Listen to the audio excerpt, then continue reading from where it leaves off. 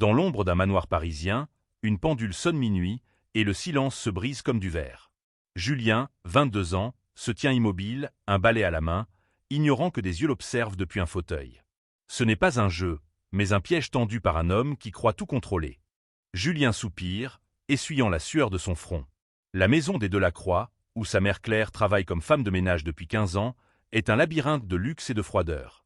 Ce soir, comme souvent, il aide sa mère après ses cours à l'université, un rituel qui les unit dans leur lutte quotidienne.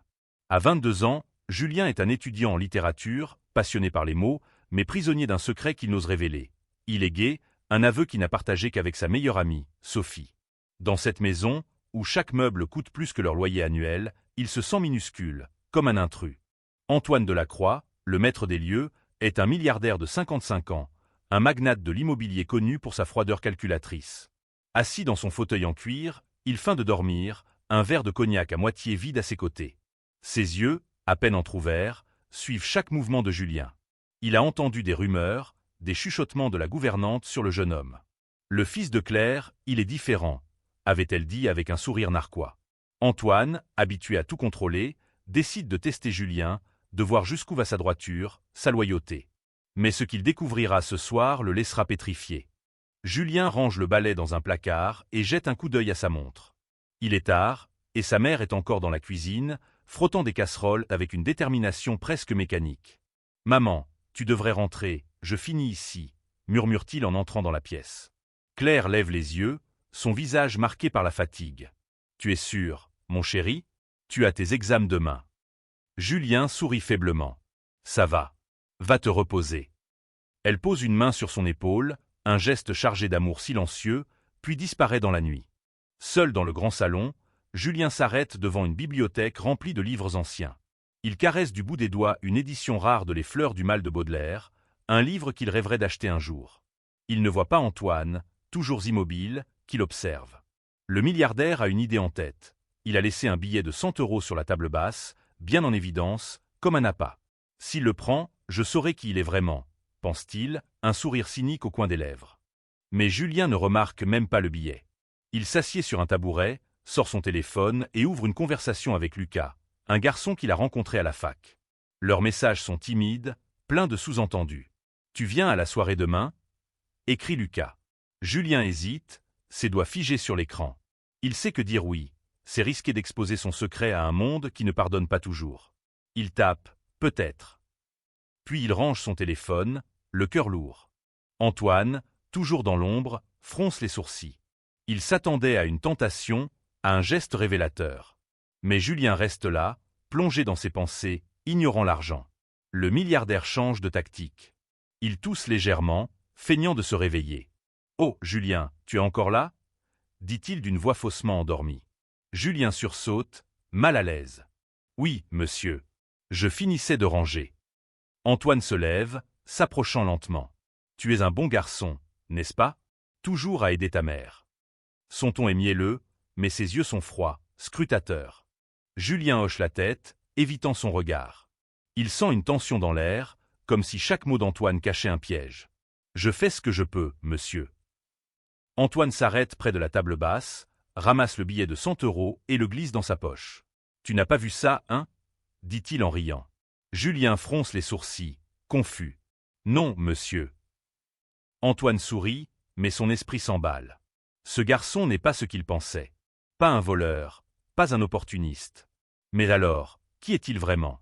La nuit s'épaissit, et Julien sent le regard d'Antoine peser sur lui. Il ne sait pas encore que cette rencontre va bouleverser sa vie, ni que le milliardaire, dans son jeu cruel, découvrira bientôt une vérité qui le hantera. Car Julien n'est pas seulement le fils de la femme de ménage. Il porte en lui une force, une authenticité, qui ébranlera les certitudes d'un homme habitué à tout acheter, même les âmes. Le lendemain, Julien arrive à l'université, son sac à dos usé sur l'épaule. Sophie, sa meilleure amie, l'attend près de la cafétéria. « Alors, tu vas à la soirée de Lucas ?» demande-t-elle avec un sourire complice. Julien rougit. « Je sais pas. C'est compliqué. » Sophie lève les yeux au ciel. « Compliqué? Julien, tu mérites d'être toi, d'aimer qui tu veux. Arrête de te cacher. » Ces mots sont comme un coup de poignard, doux mais douloureux. Julien sait qu'elle a raison, mais la peur le paralyse. À la maison, Sa mère ignore tout de son secret. Et dans le monde des Delacroix, où il n'est qu'un fils de domestique, il craint le jugement. Pendant ce temps, Antoine, dans son bureau au sommet d'une tour parisienne, ne peut chasser Julien de ses pensées. Il a vu quelque chose dans ce garçon, une lueur qu'il ne comprend pas encore. Il décide de creuser, de fouiller dans sa vie. Il appelle un détective privé, un homme discret qu'il emploie pour ses affaires délicates. Trouvez-moi tout sur Julien Moreau. Où il va, qui il voit. Tout. Le détective hoche la tête, habitué aux caprices des riches. Mais Antoine ignore qu'il s'apprête à ouvrir une boîte de Pandore. Julien, de son côté, décide de prendre un risque. Il répond à Lucas « Ok, je viens à la soirée ». Son cœur bat à tout rompre. Pour la première fois, il envisage de s'ouvrir, de montrer qui il est vraiment. Mais à des kilomètres de là, dans l'ombre d'un manoir, un homme observe, calcule et prépare un test encore plus cruel. Ce que ni Julien ni Antoine ne savent, c'est que leurs chemins, si différents, sont sur le point de se croiser dans une collision qui changera tout. La soirée bat son plein dans un appartement du Marais, un quartier vibrant de Paris où les lumières des bars dansent sur les pavés humides.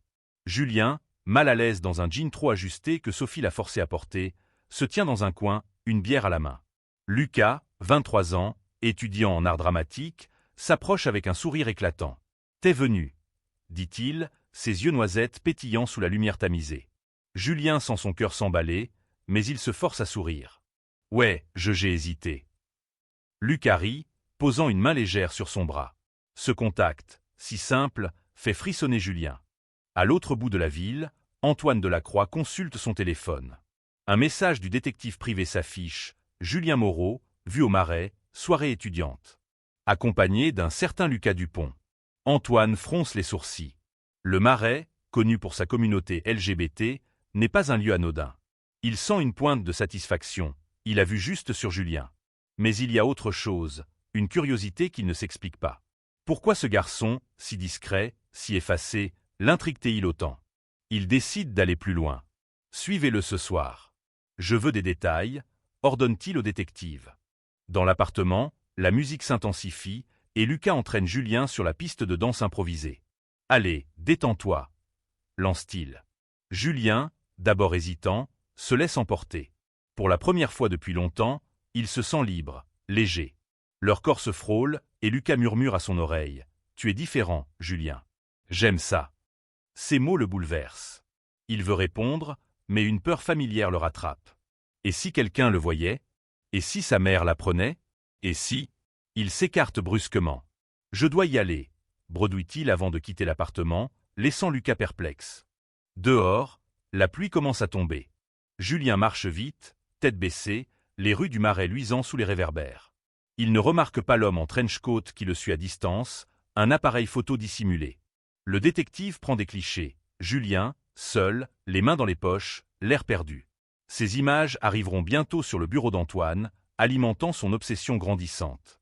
Le lendemain, Claire remarque l'humeur sombre de son fils. « Qu'est-ce qui ne va pas, Julien ?» demande-t-elle en préparant le petit déjeuner dans leur petit appartement de Belleville. Julien hausse les épaules. Rien, juste fatigué. Mais Claire n'est pas dupe. Elle connaît son fils, ses silences. « Tu sais que tu peux me parler, hein ?» insiste-t-elle. Julien hoche la tête, mais les mots restent coincés dans sa gorge. Il aimerait tout lui dire, mais la peur du rejet est plus forte. Claire, de son côté, cache ses propres soucis. Elle a entendu des rumeurs chez les Delacroix. Antoine envisage de réduire le personnel. Son emploi, sa seule source de revenus, est en danger. Au manoir, Antoine examine les photos du détective. Julien sous la pluie, Julien dansant avec Lucas. Une étrange sensation l'envahit, un mélange de méfiance et d'admiration. Ce garçon, si différent de l'image qu'il s'en était faite, semble porter un poids invisible. Antoine décide d'aller plus loin. Il convoque Claire au salon. « Votre fils, Julien, il est souvent ici, n'est-ce pas ?» demande-t-il d'un ton faussement détaché. Claire, surprise, acquiesce. « Oui, il m'aide parfois. C'est un bon garçon. » Antoine sourit, mais ses pensées sont ailleurs. Il prépare un nouveau test. Ce soir-là, il laisse un objet plus tentant sur la table basse. Une montre en or, un modèle rare valant des milliers d'euros. Il s'installe dans son fauteuil, feignant à nouveau le sommeil. Julien arrive pour aider sa mère, comme d'habitude. Il remarque la montre, s'arrête un instant, mais passe à côté sans y toucher. Antoine, qui l'observe, sans une pointe de frustration. Pourquoi ce garçon ne craque-t-il pas? Pourquoi résiste-t-il à chaque piège? Mais ce que Julien ignore, c'est que la montre n'est qu'un prétexte. Antoine a un plan plus sournois. Il a appris pour la soirée dans le Marais et compte confronter Julien, le pousser dans ses retranchements. « Julien, reste un instant », dit-il soudain, brisant le silence. Julien se fige, mal à l'aise. « Oui, monsieur. » Antoine se lève, s'approchant lentement. « Tu étais où hier soir ?» demande-t-il, son regard perçant. Julien blême. Je à une soirée avec des amis. Antoine sourit, un sourire qui n'a rien d'amical. Des amis intéressants, n'est-ce pas? Julien sent son cœur s'arrêter. Il comprend qu'Antoine sait quelque chose.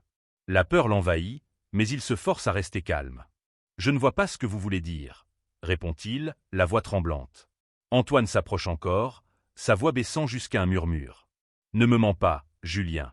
Je sais qui tu es. » Ces mots, comme un coup près, laissent Julien sans voix. Il veut fuir, mais ses jambes refusent de bouger.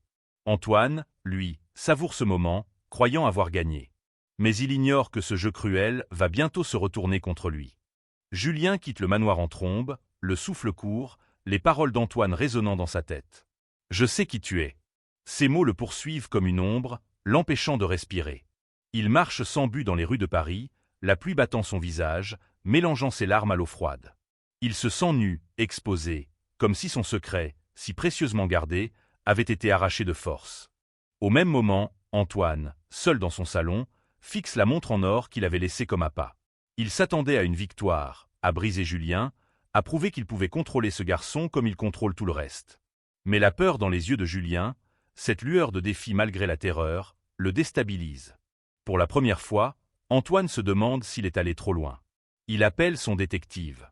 Creusez encore. Je veux tout savoir sur ce Lucas Dupont. Pendant ce temps, Julien trouve refuge dans un petit café du quartier latin. Sophie est là, comme si elle avait senti son désespoir. « Julien, qu'est-ce qui t'arrive? Tu es blanc comme un linge », s'exclame-t-elle en le voyant entrer. Il s'effondre sur une chaise, les mains tremblantes. Il sait, Sophie. Delacroix. Il sait pour moi. Sophie fronce les sourcils, posant une main sur la sienne. Comment ça, il sait? Qu'est-ce qu'il t'a dit? Julien raconte tout, le piège de la montre, la confrontation, les insinuations d'Antoine. Sophie serre les dents. Cet homme est un monstre. Il joue avec toi comme si tu étais un pion. Mais Sophie ne se contente pas de réconforter. Elle pousse Julien à affronter la vérité. Tu ne peux pas continuer à te cacher, Julien. Pas pour lui, pas pour ta mère, pas pour toi-même.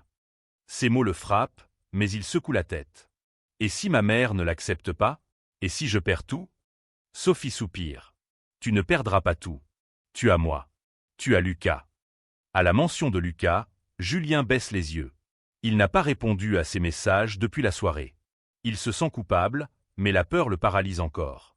De son côté, Claire commence à sentir que quelque chose ne va pas.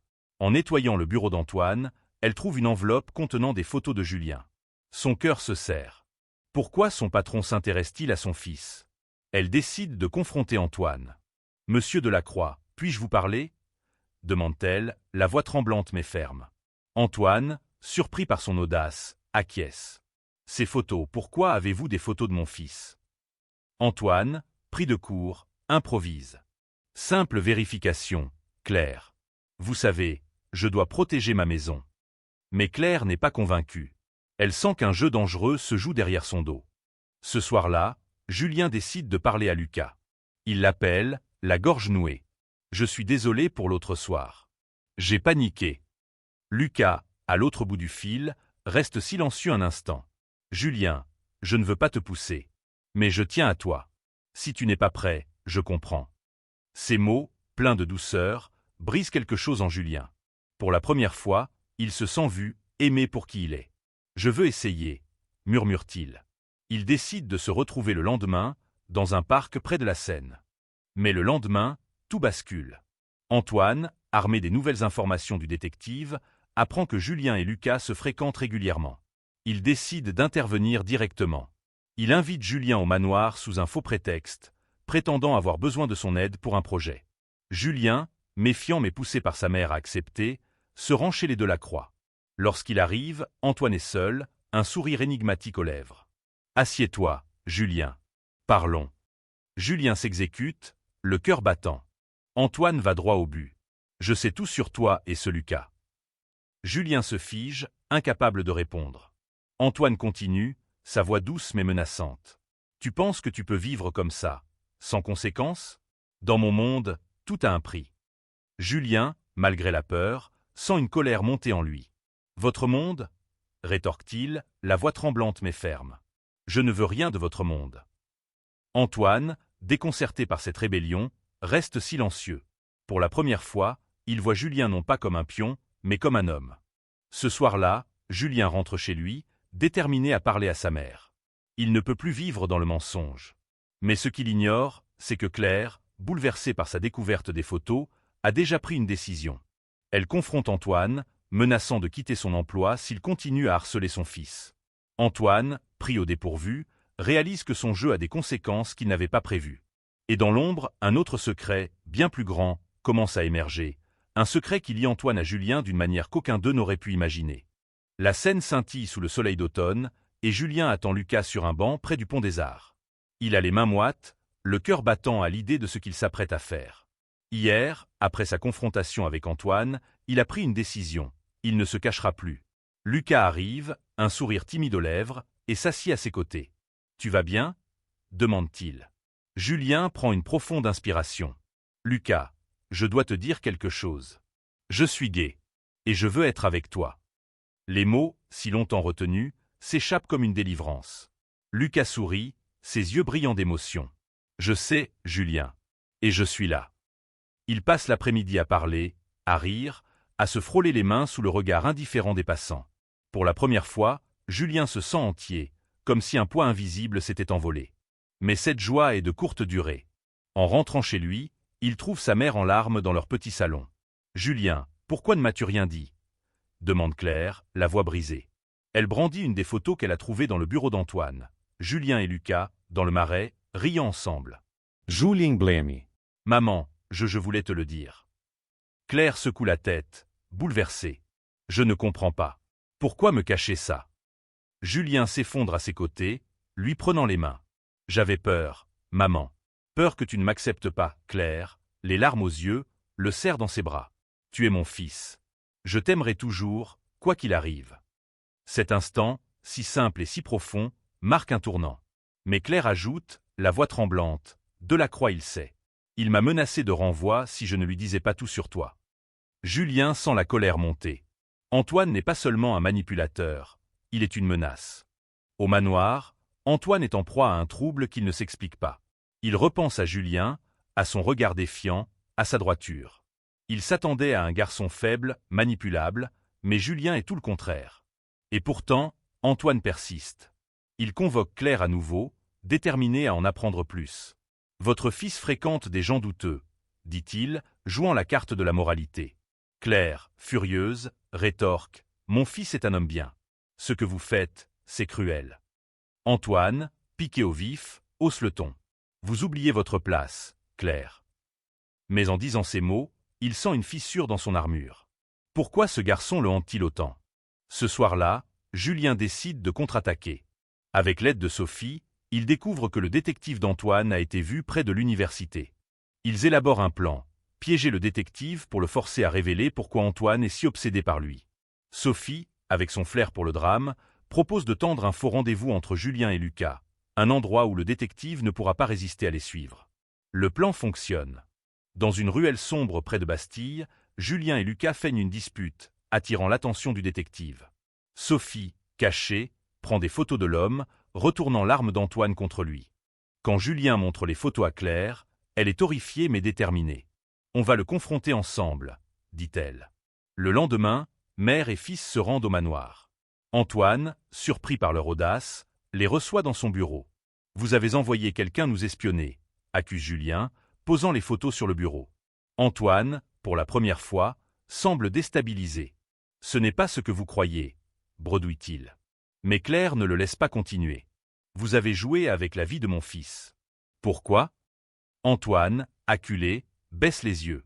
Il murmure quelque chose, presque inaudible. « Parce qu'il me rappelle quelqu'un. » Julien et Claire échangent un regard, perplexes. Antoine se lève, se dirige vers un coffre-fort et en sort une vieille photo. Dessus, un jeune homme, âgé d'une vingtaine d'années, sourit timidement. « C'était mon frère, Étienne », dit Antoine, la voix brisée. « Il était comme toi, Julien. Et je l'ai perdu. » Un silence lourd s'installe. Julien, bouleversé, commence à comprendre que l'obsession d'Antoine n'était pas seulement cruelle. Elle cachait une douleur profonde, un regret enfoui. La révélation d'Antoine laisse Julien et Claire sans voix.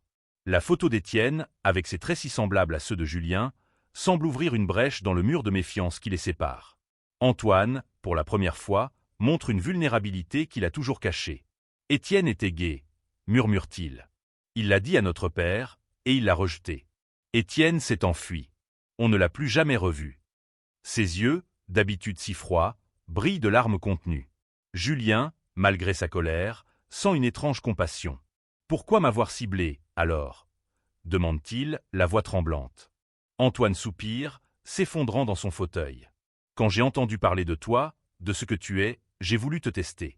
Voir si tu étais faible, comme je pensais qu'Étienne l'était. Mais tu es différent.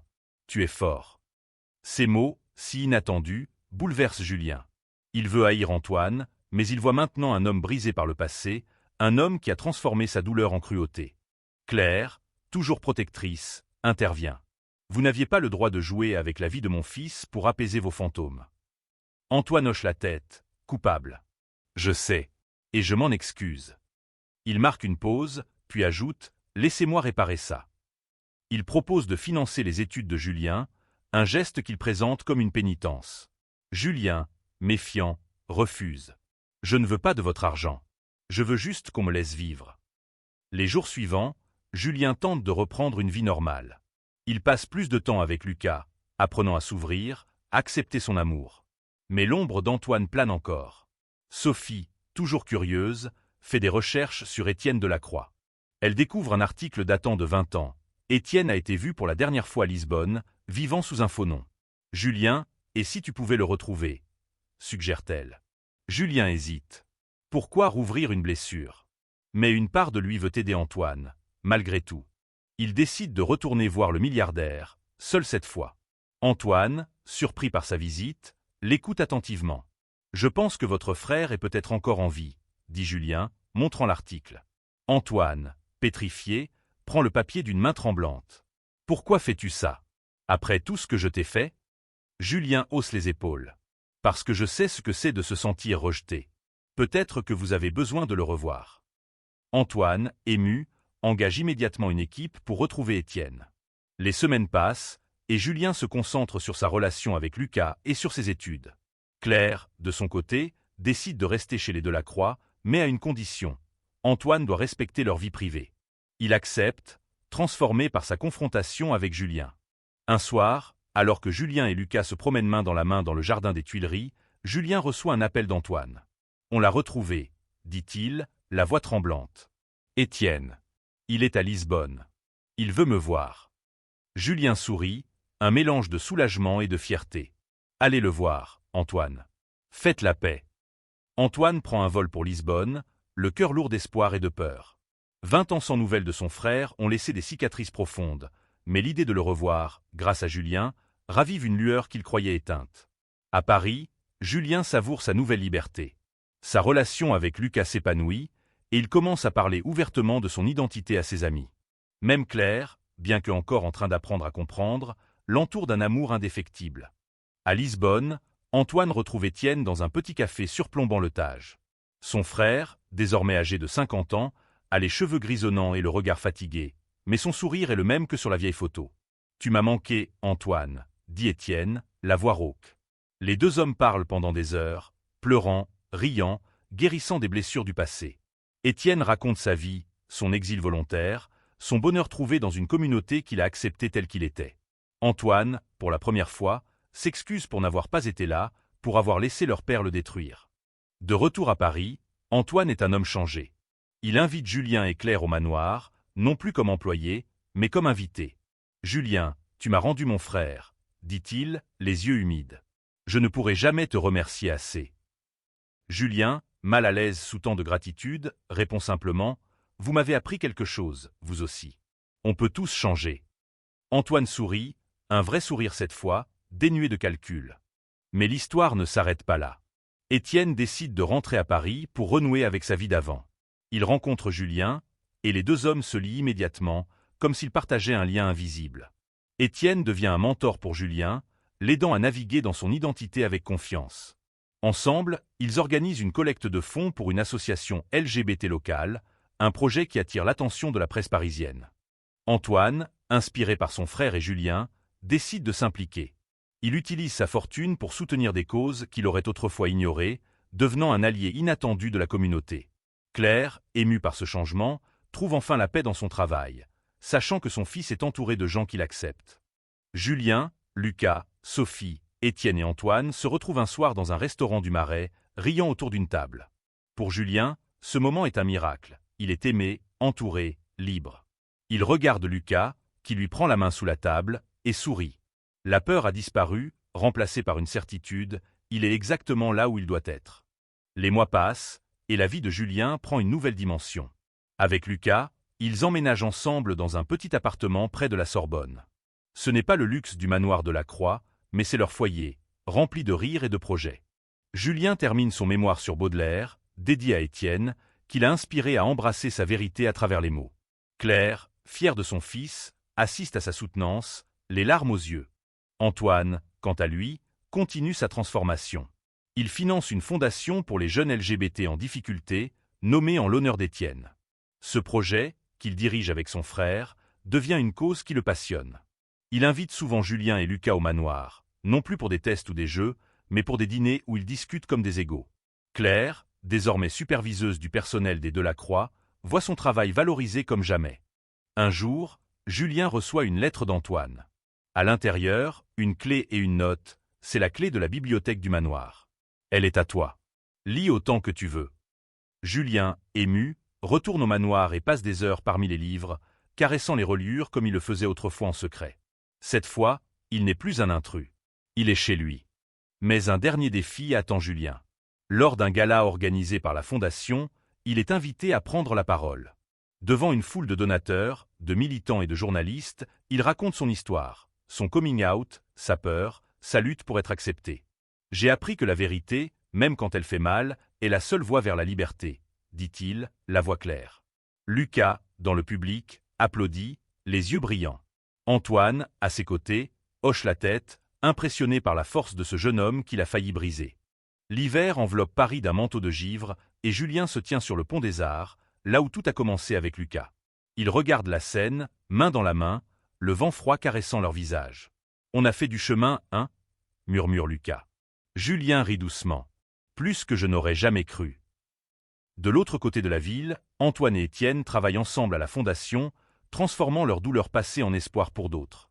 Claire, désormais confiante dans son rôle, organise des ateliers pour les familles de jeunes LGBT, partageant son propre parcours pour accepter son fils. Sophie, fidèle à elle-même, filme tout, rêvant de réaliser un documentaire sur leur histoire. Julien repense à cette nuit, il y a presque un an, où Antoine l'observait dans l'ombre. Ce qui avait commencé comme un jeu cruel s'est transformé en une leçon d'humanité. Antoine, en cherchant à tester Julien, s'est retrouvé face à ses propres failles. Et Julien, en affrontant ses peurs, a trouvé sa voie, son amour, sa place dans le monde. Lors d'une dernière rencontre au manoir, Antoine remet à Julien un exemplaire rare des Fleurs du Mal, celui qu'il admirait autrefois. « Tu le mérites », dit-il simplement. Julien, ému, serre le livre contre lui. « Merci, Antoine. Pas pour le livre. Pour avoir changé. » Antoine sourit, et pour la première fois, il n'y a ni piège ni calcul dans ses yeux. La nuit tombe sur Paris, et Julien rentre chez lui, auprès de Lucas. Ils s'endorment ensemble, bercés par le bruit lointain de la ville. Dans ce silence, Julien sait qu'il a trouvé bien plus qu'un amour. Il a trouvé le courage d'être lui-même, et ça, personne ne pourra jamais le lui enlever.